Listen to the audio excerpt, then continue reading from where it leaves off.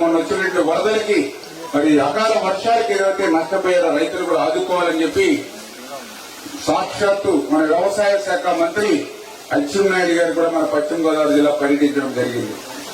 అచ్చెన్నాయుడు గారితో పాటుగా ఈ ప్రకృతి విపత్తుల శాఖ కూడా హోం శాఖ ఏదైతే నిర్వహిస్తూ ఉన్నారో మంగళపూడి అమిత్ గారు కూడా మన పశ్చిమ గోదావరి జిల్లా రావడం జరిగింది. అంటే ఒక వర్షం వస్తే ఎక్కడో అమరావతిలో ప్యాలెస్లో పడుకోవాలా, గత ముఖ్యమంత్రి మాదిరిగా ప్యాలెస్గా నిద్ర పోవాలా.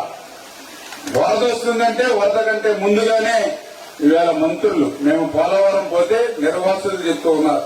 గతంలో మాకు కుక్కడు మంచినీళ్ళు ఇచ్చినటువంటి పరిస్థితి 5 సంవత్సరాల్లో చూడలేదు.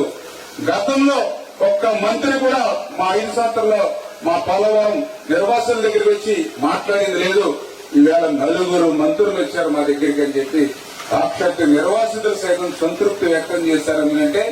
ఈ ప్రభుత్వం ప్రజా ప్రభుత్వం కాబట్టి ప్రజల దగ్గరికి వెళ్లి మేము పనిచేస్తాం, క్షేత్ర స్థాయిలో సమస్యలు తెలుసుకుంటాం.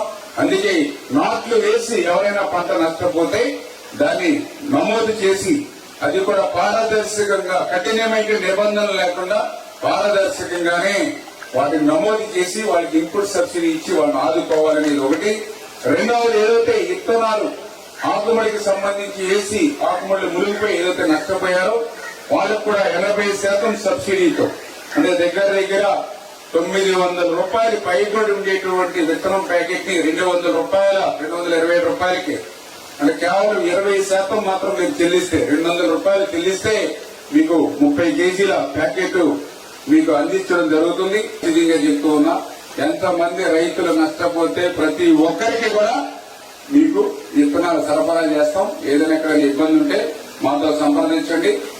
మాకు ఎన్ని కష్టాలున్నా, ప్రభుత్వం దగ్గర ఎన్ని అప్పులున్నా, ఇబ్బందులున్నా కూడా ప్రజలు ఇబ్బందులు పడడానికి వీలు లేదని చంద్రబాబు నాయుడు గారు వింటూ శాసనసభ సాక్షిగా ఆయన చెప్పడం జరిగింది.